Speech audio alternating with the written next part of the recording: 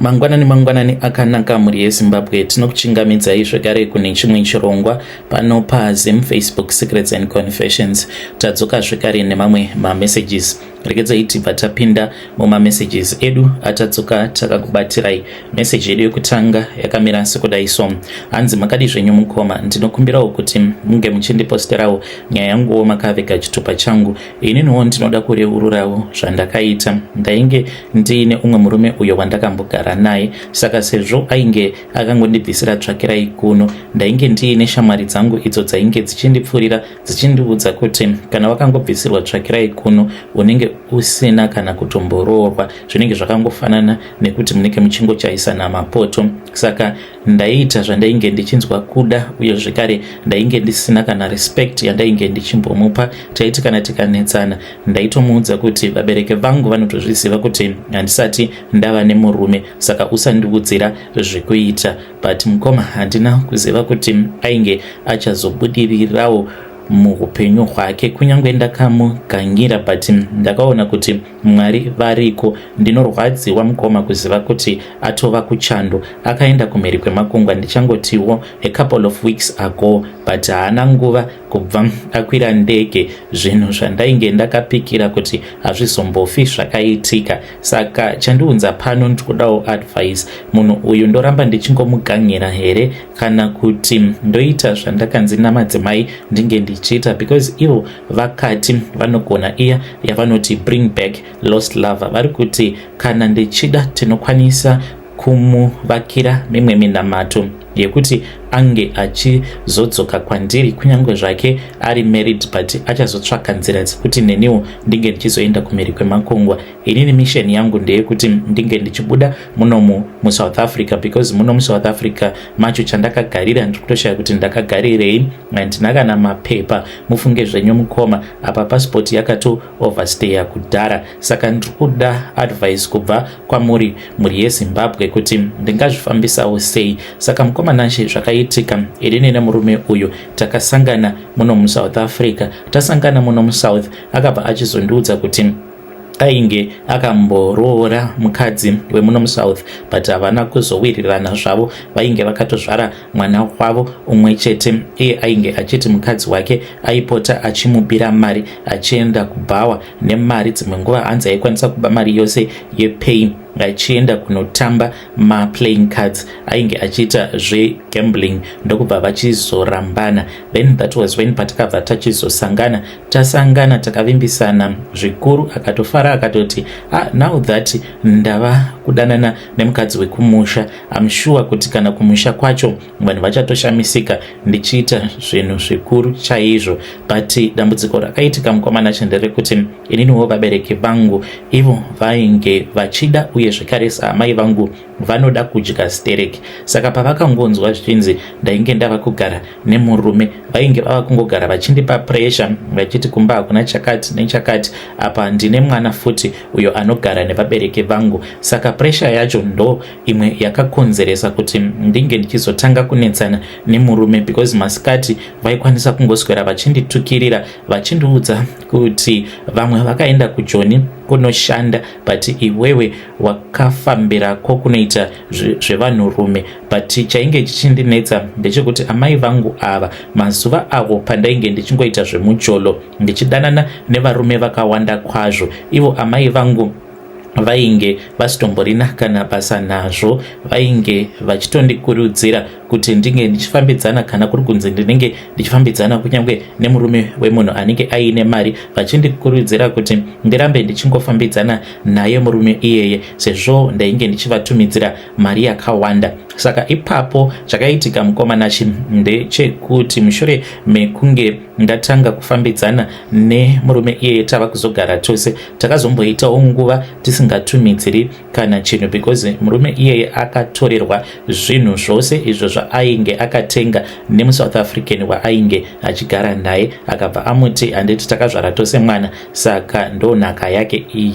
Ndakasangana naye asina kana kumbeze, mufunge zvenyu mukoma. Saka zvakatitorerawo mwedzi yakati wandei kuti tinge tichitenga propertywo yemumba kuitira kuti mumba munge muchizoluka good. But amai vangu pandakangoita mwedzi mishoma iyoyo ndisingatumidziri mari, not kuti ndainge ndisingatumidziri mari, ndaingovapawo mari yekuti vange vachikwanisa kuwanawo something, but magroceries ndainge ndakavatumidzira in bulk, but vainge vachipopota vachiti kwava kutodyiwa nemunhu wako wauri kugara naye. Saka zvakabva zvandiafekta mupfungwa dzangu apo pavainge vava kuti vafunga kuti vange vachidzosera mwana wangu kuhama dzemurume wangu, vakati tiri kuda kumboona kuti kana tikamuendesa mwana wako uyu kuhama dzake vanokwanisa kuzomuchengeta here, iwewe amai vacho usingatumidziri zvokudya. So it affected me a lot. Iye murume wandainge ndichigara naye aiti kana akandibata ndaimuitira dzimwe hasha zvekuti aitogara achingoshamisika. Ndakabva ndachizotanga kuita zvemujolo kuitira kuti ndinge ndichibhalansisa. Saka ndatanga kuita zvemujolo kudaro, that was when pandakabva ndachizosangana nababa vekundinyepera, ndikabva ndaona sekunge murume wandainge ndichigara naye chainge chisitomborekana chinhu zvachose. Ndikatanga kugara kune rimwe location, ndo pandakaona kuti kugara nemunhu asingakudi zvinenge zvakangooma.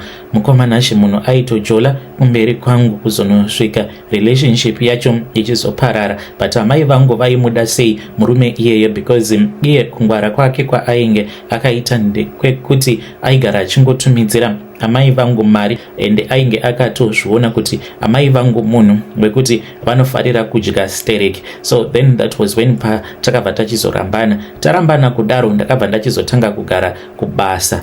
Ndichigara kubasa ndo pandakabva ndachizonzwa kuti X ainge ava kugara neumwe mukadzi. Ndakatoseka mukomana achi pandakatumidzirwa mapictures emukadzi wacho iyeye, ndikaseka ndikabva ndati ko zvaringori door frame haana kana chivakashure sesu vamwe. Mukomana achi chandainge ndisingazivi ndechekuti mukadzi uyu ainge akatouya nemaropafadzo ake mulife max wangu. So ndakabva ndachizonzwa kuti vainge vatenga motikari. Pandakanzwa zvichinzi vainge vatenga motikari, ndakabatikana hama dzangu ndikabva ndachizoenda kune favorite muprofita wangu prophetess, ndikaenda kwavari madzimai vakabva vati vaifanira kuti vange vachienda kumusha first. Vaenda kumusha, pavakadzoka vainge vaine munamato, but ivo vanoita zvekuzanganisa zvechivanhu zvekare nezvekumasowe. Vakandipa munamato, vakandipa zvekare nemushonga wavakanditi ndinge ndichienda kunomwaya pamba apo painge pachigara X, uye zvekare achigara nemudzimai wake mutsva. Ndakaenda apo mukomana achi ndichita sekunge ndainge ndichida kuona imwe friend yangu, izvo ndainge ndichitoda kutosiya minamato zvekare nemishonga iya. It is very risky mukoma kuti mushure mekunge warambwa nemunhu then obva achizodzoka mulife mako. Munhu iyeye anodzoka mulife mako atori nemission. Ndakadzokerako ndiine mission, ndikaita sekunge I was okay with that. Ndikatomukumbira ruregerero because tainge takagara panze. Then mudzimai wake paakapinda mumba ndikabva ndamuti sorry, mwoyo wangu uri kurwadza izvezvi ndichikuona wava nemukadzi akanaka kudai. Iye akatofara achitofungidzira kuti zvimwe kuda I meant it, but chandainge ndichingoda ndechekuti ndinge ndichingowana mukana wekuti ndinge ndichimwaya mishonga. Mukomana achi akanditendedza ndichipinda mumba make mushure mekunge mukadzi wake abika. A risky move, ndikasiya zvekare mishonga mumba mavo. Takati takagara kudaro mukomana achi ndainge ndichimwaya mishonga pafloor, then ndokubva ndachizooneka vakatanga kunetsana ende vakatombobayana nemapanga, but havana kurambana. Pandakazonzwa zvichinzi motikari iyo yavainge vakatenga, iyo yandainge ndakagadzirirwa minamato kuti inge ichizongogara ichivaburitsira mari, pandakanzwa zvichinzi yaingogara ichingokodoborwa nguva dzose, ndakabva ndati zvaita. Asi chandainge ndisingazivi ndechekuti more blessings were going to come. So mukoma pandakazonzwa zvichinzi mukadzi wacho akazoenda kumheri kwemakungwa, mwoyo wangu wakarwadza. Ndikabva ndatanga kutaura naX. X akangondiudza akati iye ainge asingadi kuita zvinhu zvinozomukanganisira marriage yake, and to make matters worse akabva achizotoita screenshot akabva achizotumidzira kumukadzi wake. Saka kana kuri kunzi ndikaita bring back lost lover mukoma, ndinenge ndichitofanira kutoti ndinge ndichitomutora by force. Kana kuri kunzi akati anenge achida kundiendesako kumhiri kwemakungwa, anofanira kutoti ange achizviita in secret, mukadzi wake asingazvizivi. Iniwo mukoma ndoda kungoudza vamwe vanhukadzi kunze uko kuti just give the men that you are dating a chance, even kunyangwe zvikanzi anenge asitomborina kana mari yaanenge ainayo, but just try to give him a chance, because hauzivi ramangwana rake kuti Mwari vakamurongera chii. Murume uyu mukomanashi ndichizomusiya, I had totally written him off. Ndaifungidzira kuti iye ainge achazongofa asina kana zvaainacho, sezvandaigara ndichingoudzwa namai vangu kuti uyu murombo ende achafa ari murombo. Ini handidi mukuwasha murombo, ndozvavaitaura amai. Asi chandainge ndisingazivi ndechekuti Mwari vainge vakamurongera ramangwana rake rakanaka, and I regret quite a lot mukoma. Kana mukaposta nyaya yangu mondizivisawo, ndichange ndichizotevererawo ndiri mucomment section. Chandinongoda kuziva ndechekuti ndoita sei, ndopiwa here minamato namadzimai, tomuvakira here munamato weBring Back Lost Lover. Ivo madzimai vakati kana uchida iro rinogore munokwanisa kunge mava kutotanga kutoronga zvekuti unge uchimuteverawo ikoko kumhiri kwemakungwa. Muri Zimbabwe ndo message iyo yandakatumidzirwa ichibva kuna vanzvadzi vedu. Ngatizamei kuti tinge tichitaura navo vanzvadzi vedu ava mucomment section. Zvakangooma hazvo veduwe, ya pakaipa. Hanzi ndoita here a Bring Back Lost Lover prayer. Regedzai tibva taenda panyedu inotevera. Nyedu inotevera yakamira sekudai so. Hanzi makadi zvenyu mukoma, ndinokumbirawo kuti munge muchindiposterawo nyaya yangu makaviga uchitupa changu. Ininiwo ndakamakiswa nevamwe sugar daddy avo vandainge ndichidanana navo. Mukomanashi ndakazongoroorwa zvangu nemurume nekuda kwekuti ainge ari munhu wekuziva, ende vabereki vake nevabereki vangu vainge vachiwirirana zvekare. Saka baba vake nababa vangu vainge vava mabusiness partners. Then that was when patakazotanga kudata out of that business partnership. Saka tichidata kudaro mukoma, ndaingozviudza kuti nekufamba kwenguva ndichazoramba mbinga dzose dzandainge ndichidanana nadzo, but ndakazongoramba ndichidanana nevamwe sugar daddy avo vainge vachindipa mari. Handina kutozviziva kuti he was going to expose me on the day when I was going to get married.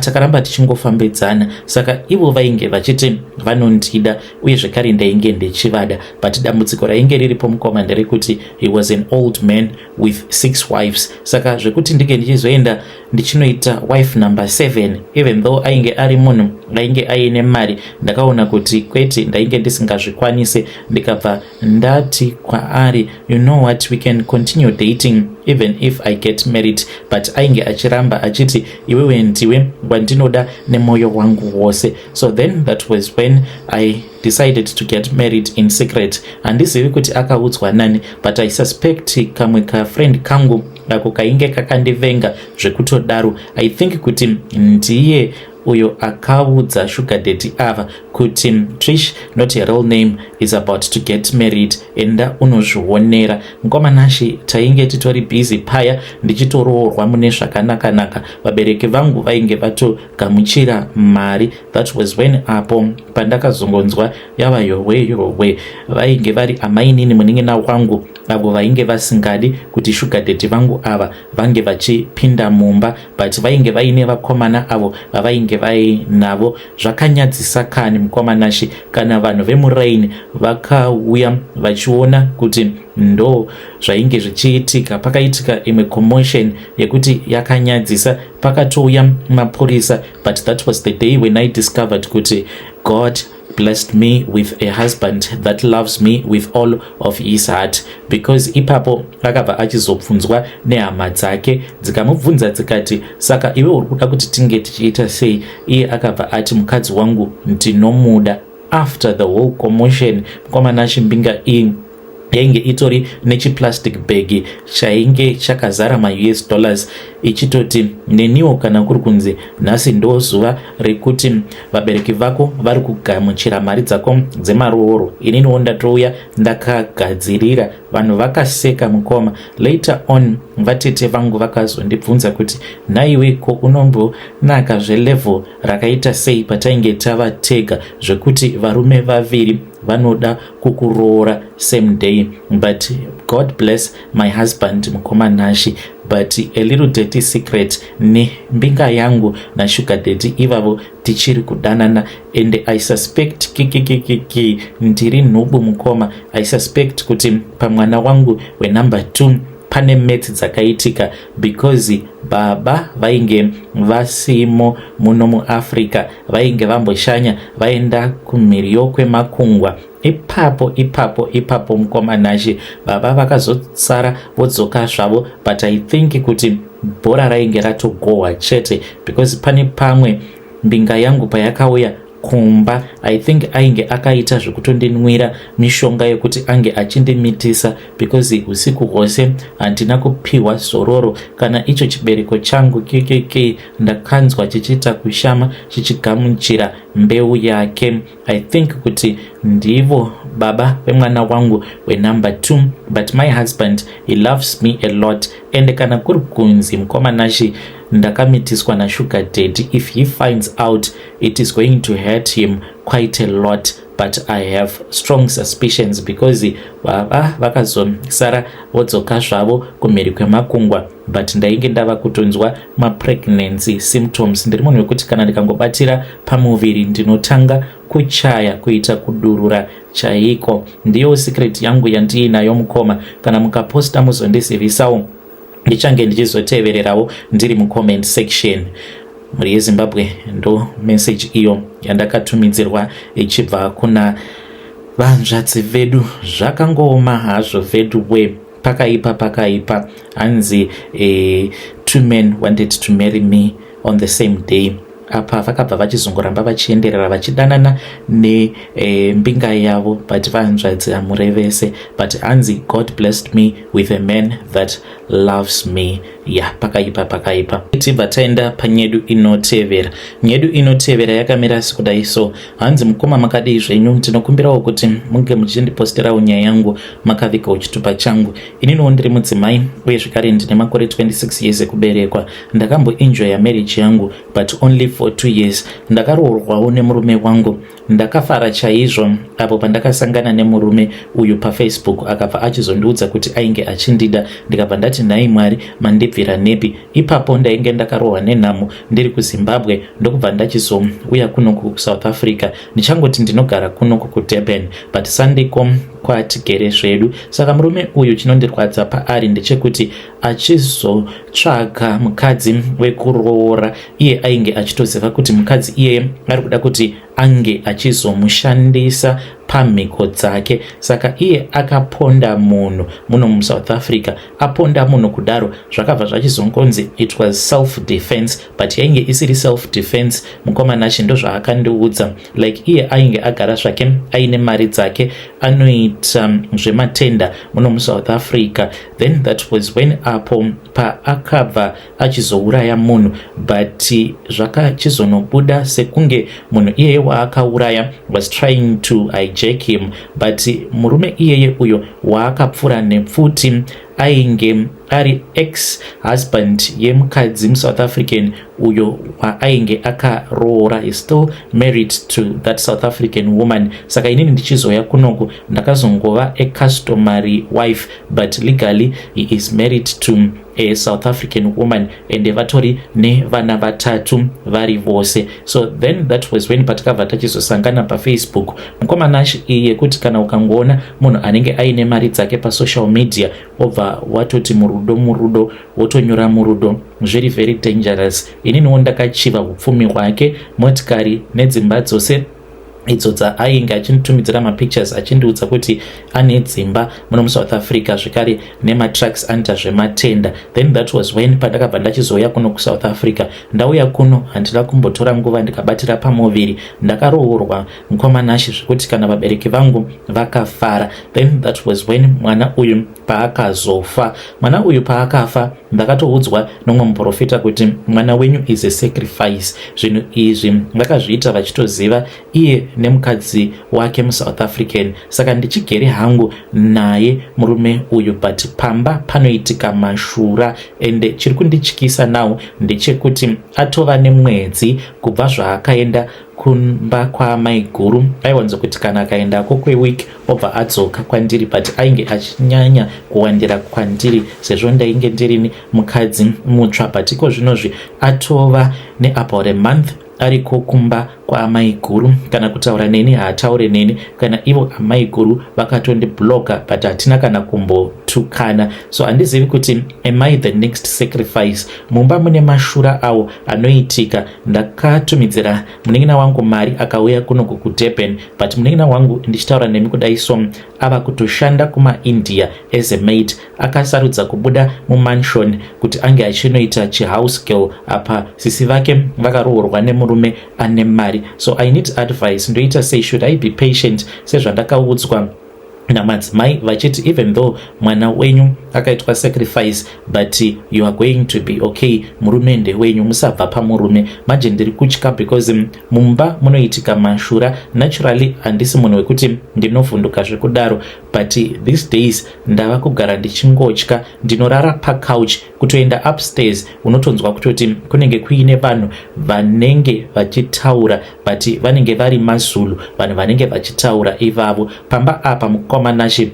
panotopfuka chipoko, ende nditori nezvimwe zvinhu zvandinoona zvandisingakwanisi kana kutorondedzera nekutonzwisisa chaiko. Kana kugeza ndava kungogezera mudish because ndaiwanza kuti kana ndichigeza paya ndiri mujacuzzi ndinonzwa sekunge panenge paine munhu anenge apindamo mubathroom. Saka mazuva ano ndinongogezera hangu mudish ndiri mubedroom. Kana ari masikati hongu kuupstairs ndinokwanisa kuenda, but usiku mukomanachi kunenge kuchityisa. Unokwanisa kungoona malights ose achidzimwa kahwani kana uri upstairs, but kudownstairs hakuna kana zvipoko zvinombofamba. Hamena kuti madhimoni kana kuti varoi, zvinongoitika kuupstairs ikoko. Saka hanzi chipoko chemurume uyo akapondewa nemurume wangu. I need advice. Ndodzokera hangu here kumusha, but kumusha kwacho mukomanachi kwainge kuchindirwadza because ndainge ndichitongoshandawo mukatakshop apa. Murume wandainge ndichishandira aitonditorera advantage achitorara neni. Mhuri yeZimbabwe ndo message iyo yandakatumidzirwa ichibva kuna vahanzvadzi vedu. Ngatizamei kuti tinge tichitaura navo vahanzvadzi vedu ava mucomment section. Zvakangooma hazvo vedu we pakaipa. So you are still staying muzimanshoni iroro muri mega apa makaudzwa kuti mwana wenyu akaitwa sacrifice yamune zvivendi. Dai matsvaka kumwe kwekugara. Hanzi muningina wavo akatotiza akasarudza kuenda kunoita maid kumaIndian. Ngatisanganei zvekare mune zvimwe zvirongwa zvinotevera.